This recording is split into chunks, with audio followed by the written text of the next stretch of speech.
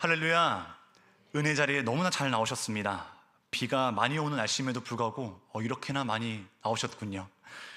오늘도 말씀을 통해 주실 하나님의 은혜를 기대하고 소망합니다. 여러분 혹시 부흥을 원하십니까? 아멘이신가요? 개인의 부흥, 가정의 부흥, 교회와 다음 세대의 부흥, 한국교회와 이 민족의 부흥, 우리는 부흥을 원하고 있습니까? 우리는 부흥을 원하죠. 부흥을 원치 않는 분은 없으실 겁니다. 그렇다면 부흥은 무엇일까요? 저와 여러분이 알고 있는 부흥은 무엇일까요? 교회가 커지는 것, 재정이 늘어나는 것, 어려움이 없이 모든 일이 잘 되는 것, 물론 이것은 좋은 것입니다. 이 모든 것이 하나님이 주시는 복의 일부이기 때문입니다. 하지만 이것이 부흥의 전부인가? 그렇지 않습니다. 부흥의 전부는 아닙니다. 그렇다면 더 본질적인 의미에서의 부흥은 정말 부흥의 의미가 대체 무엇일까요? 부흥이란 사전적 의미를 보면 회복을 의미합니다. 영적인 회복, 하나님과의 관계의 회복을 의미합니다. 죄로 죽었던 영혼이 다시 살아나는 것, 침체됐던 영혼이 다시 회복되는 것을 우리는 모두 부흥이라고 말합니다. 여러분, 왜 부흥이 필요할까요? 왜 우리는 부흥을 사모해야 할까요? 그것은 부흥의 주체이신, 회복의 근원이신 하나님과의 관계에 우리의 모든 것이 달려있기 때문입니다. 우리의 인생, 우리의 신앙, 우리의 모든 앞길이 그 부흥의 근원이신 하나님께 달려있기 때문입니다. 하나님과의 풍성한 관계로의 회복, 그 친밀함은 우리의 삶과 신앙을 지금과는 다른 차원으로 놀랍도록 변화시킬 것입니다. 오늘 본문을 통해서 참된 부흥에 대해서, 그리고 하나님 말씀의 능력에 대해 깊이 생각할 뿐 아니라 성령께서 이것을 우리 안에 더욱 사모하도록 이끌어 주시길 소망합니다. 우리가 지난주 살펴보았듯 느헤미야와 포로 귀한 공동체는 무너진 예루살렘 성벽을 재건하였습니다. 하나님의 놀라운 인도하심 가운데 단 52일 만에 성벽이 재건되었습니다. 이들에게 어려움이 없었던 것이 아닙니다. 적들의 조롱과 방해 속에서도 백성들은 포기하지 않았고 하나님께서는 성벽을 재건하도록 이끌어 주셨습니다.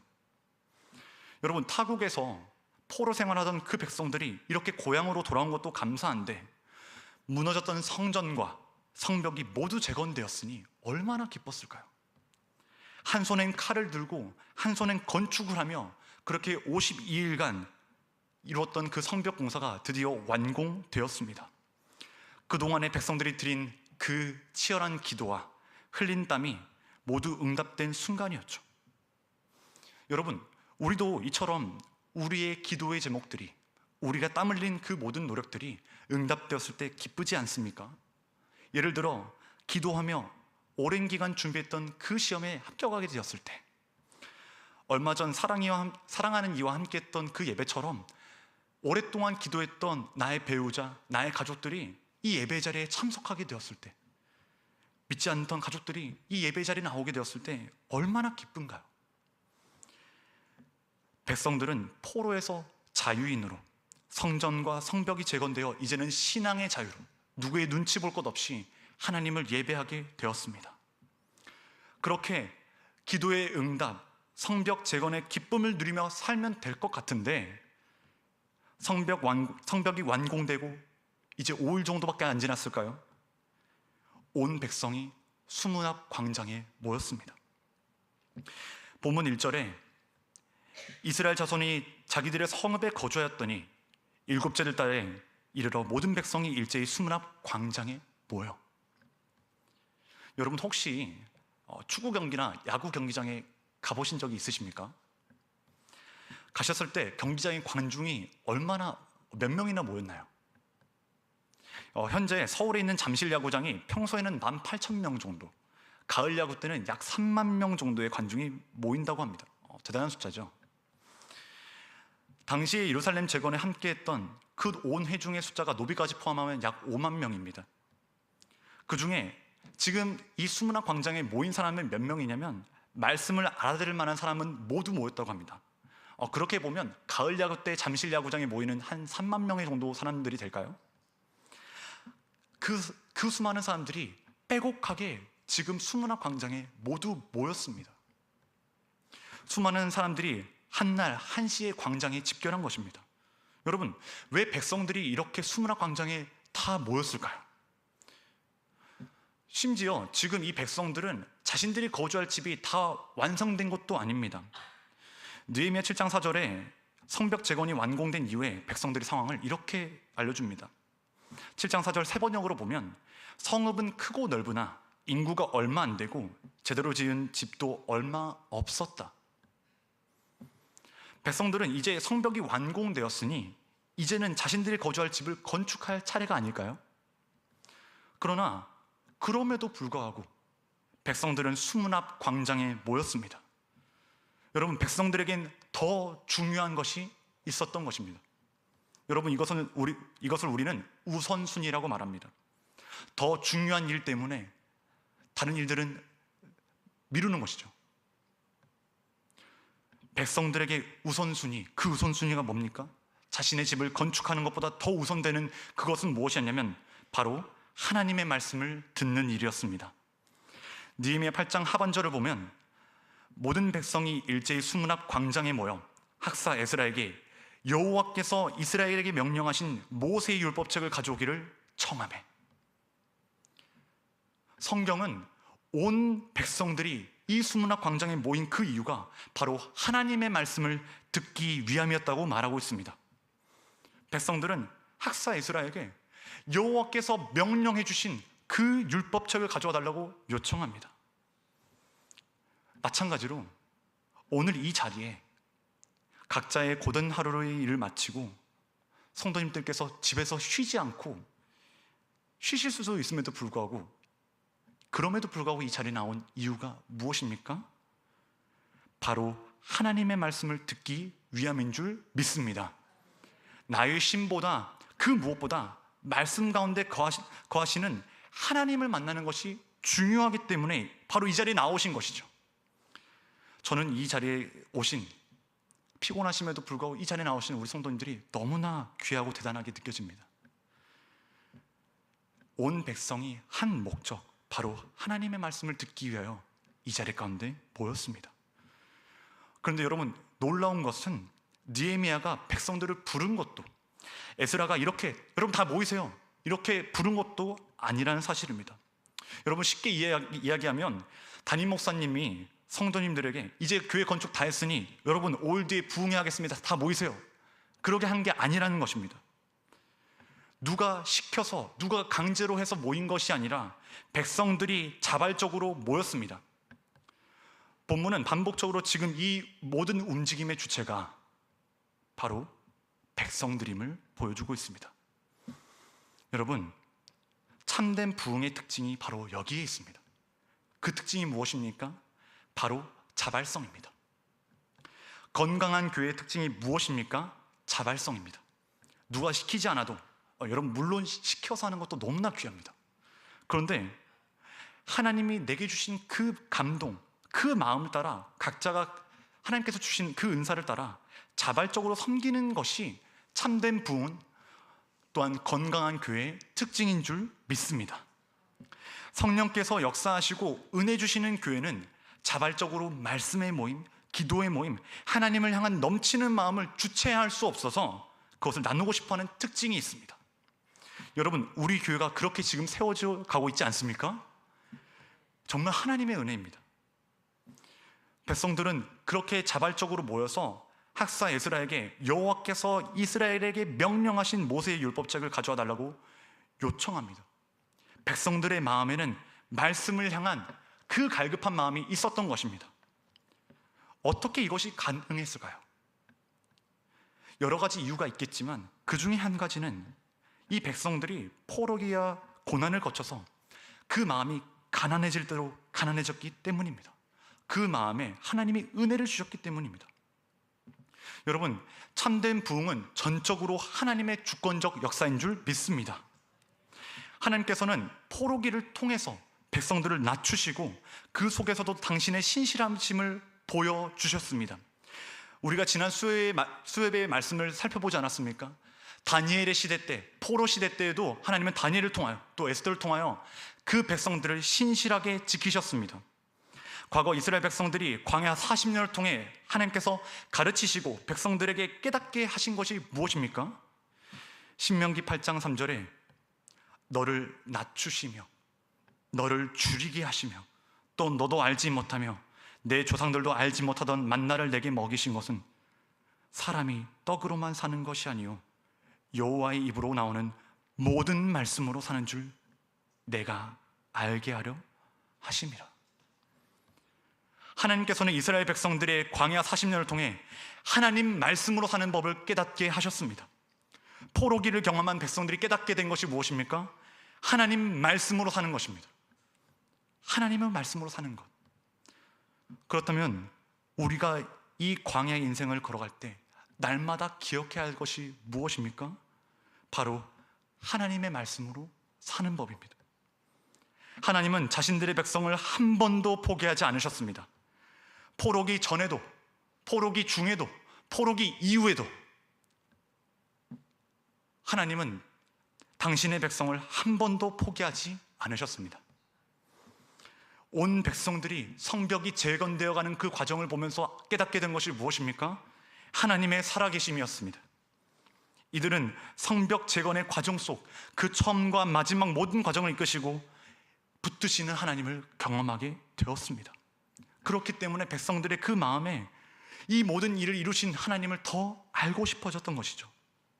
성벽이 한 겹 한 겹 그렇게 쌓여갈 때 그들의 마음에 하나님을 향한 마음이 더욱 커졌던 것입니다. 아, 정말 하나님이 살아계시구나. 와, 정말 말씀대로 하나님 역사하시는구나. 여러분, 성벽 재건은 기도 응답의 완성이 아니라 더 큰 응답으로의 과정이었던 것입니다. 눈에 보이는 성벽이 재건된 것도 응답이지만 더 큰 응답은 그들의 마음에, 백성들의 마음에 하나님을 향한 마음이 더욱 넘쳐났다는 것입니다. 여러분, 우리 모두가 더 큰 기도의 응답을 사모할 수 있기를 소망합니다. 눈에 보이는 가시적인 응답, 그 기도의 응답도 중요합니다. 그러나 우리의 평생에 우리의 마음에 하나님을 향한 마음이 더욱 커지고 더욱 넘쳐나기를 소망합니다. 백성들의 요청에 이제 에스라가 율법책을 가지고 이제 회중 앞에 섰습니다. 그리고 말씀을 펴서 그 말씀을 읽기 시작합니다.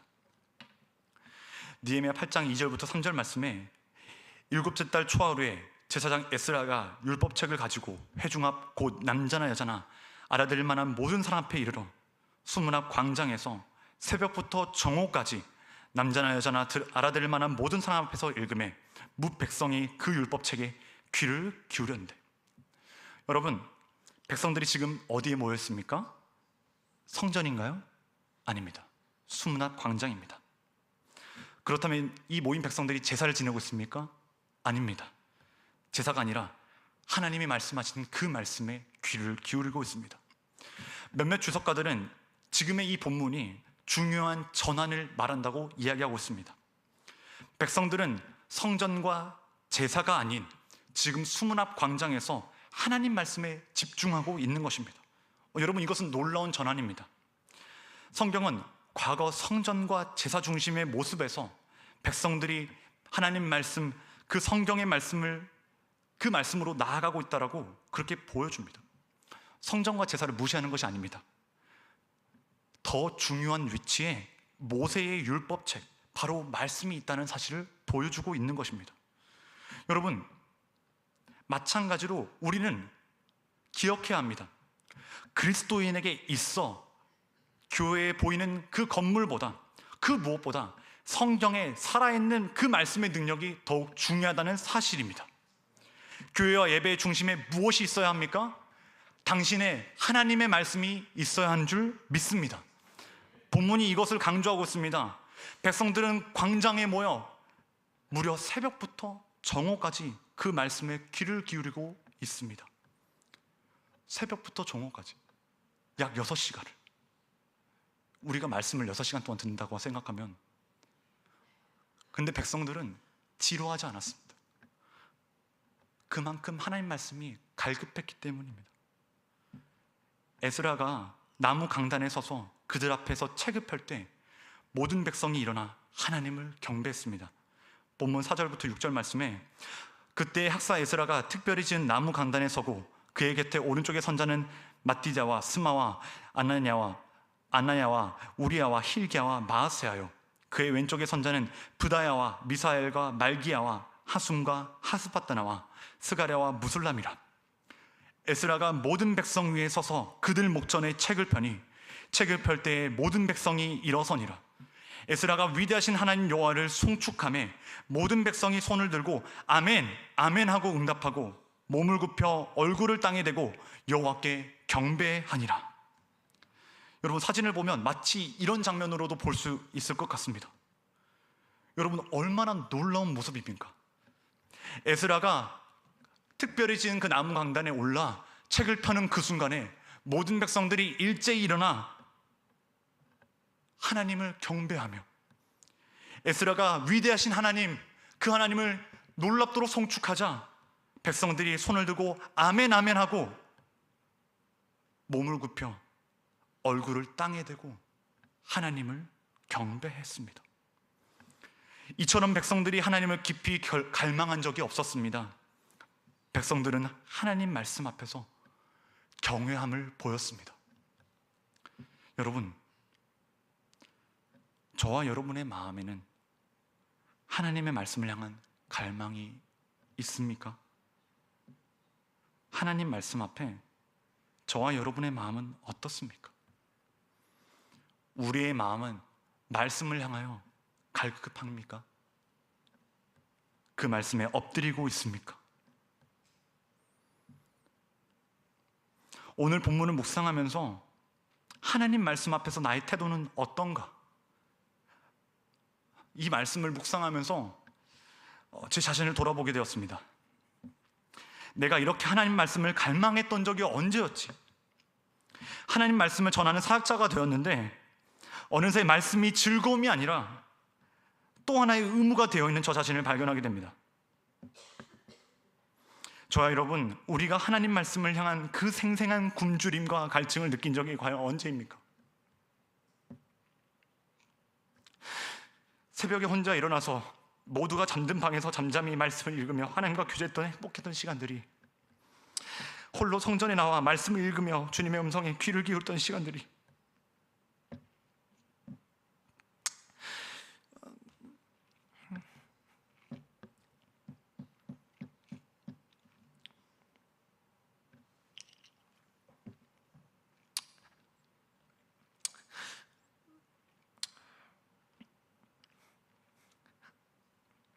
어느새 말씀 속에서 하나님과 동행하던 시간들이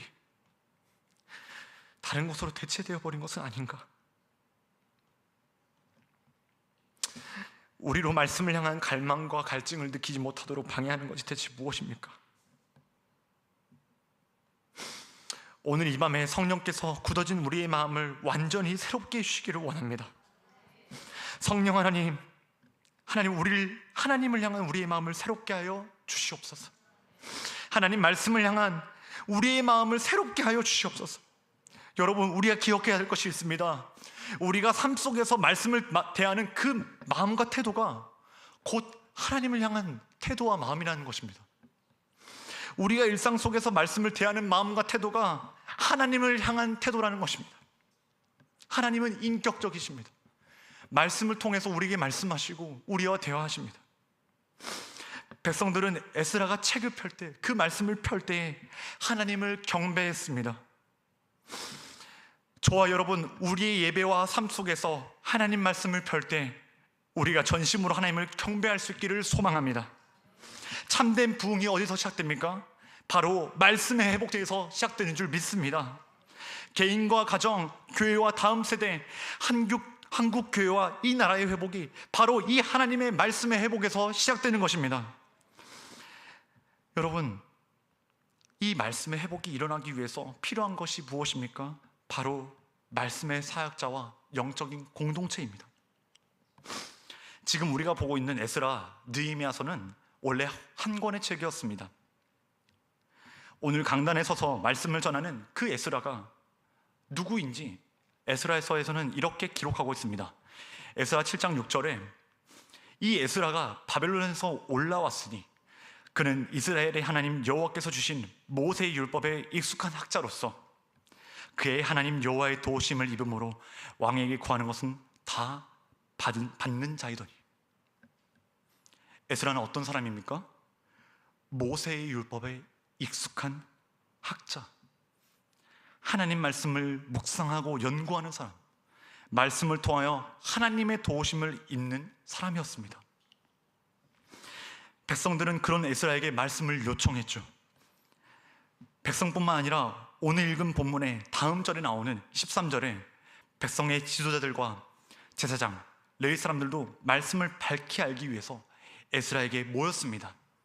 느헤미야 8장 13절에 그 이튿날 무 백성의 족장들과 제사장들과 레위 사람들이 율법의 말씀을 밝히 알고자 하여 학사 에스라에게 모여서 제사장, 레위인들, 지도자들도 말씀을 알기 위해서 에스라에게 모였습니다.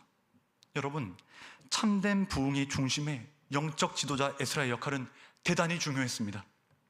교회도 그렇습니다. 강단에서 말씀을 전하는 목회자들의 역할은 너무나 중요합니다. 사도 바울은 이 중요성을 알고 차세대 목회자인 디모데에게 이렇게 권면합니다.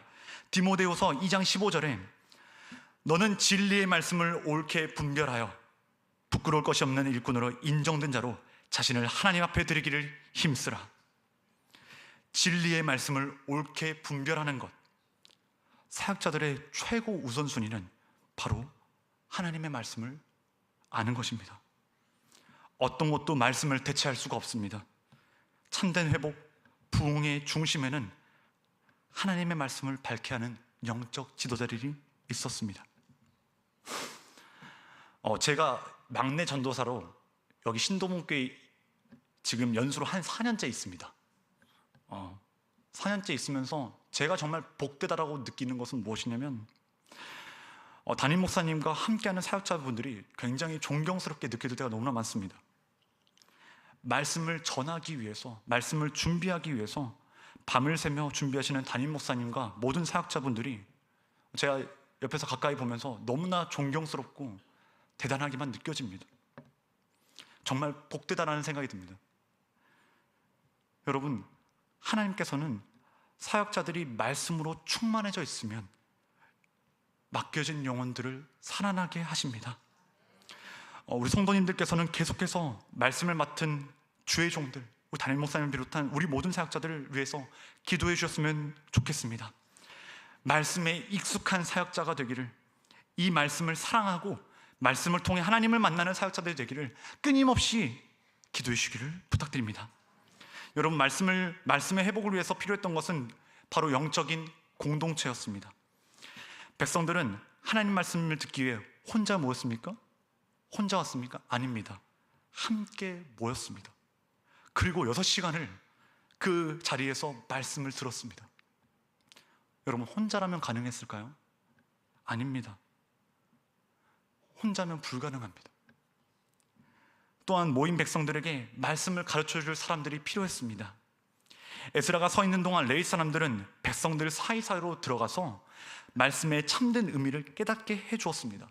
아마도 오랜 포로 기간을 생활했기 때문에 성경 그 당시에 히브리 말로 쓰여진 그 말씀을 잘 몰랐을 것입니다. 또한 말씀의 의미를 잘 이해하지 못했을 것입니다. 그렇기에 공동체 안에서 백성들이 말씀의 의미를 깨닫게 되는 것이 중요한 것이죠. 공동체 안에서 백성들이 말씀을 깨닫게 되었을 때 백성들이 말씀 앞에서 무너지게 되었습니다. 백성들은 자신들의 불순종을 깨닫고 마음이 무너져서 울었습니다. 여러분, 우리가 말씀을 듣고 자아가 완전히 무너지는 그 경험을 대체 어디서 하게 될까요? 우리에게는 함께 말씀을 묵상하고 말씀을 깨닫게 해줄 공동체가 필요합니다. 하나님의 말씀을 나누고 하나님을 알도록 해주는 공동체가 필요합니다.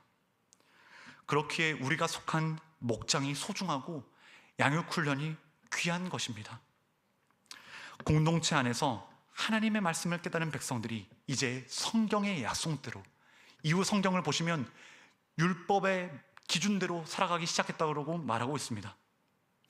여러분, 우리가 기억해야 할 가장 중요한 것은 진정한 부흥이 공동체 안에서 경험된다는 사실입니다. 진정한 부흥은 공동체 안에서 경험됩니다.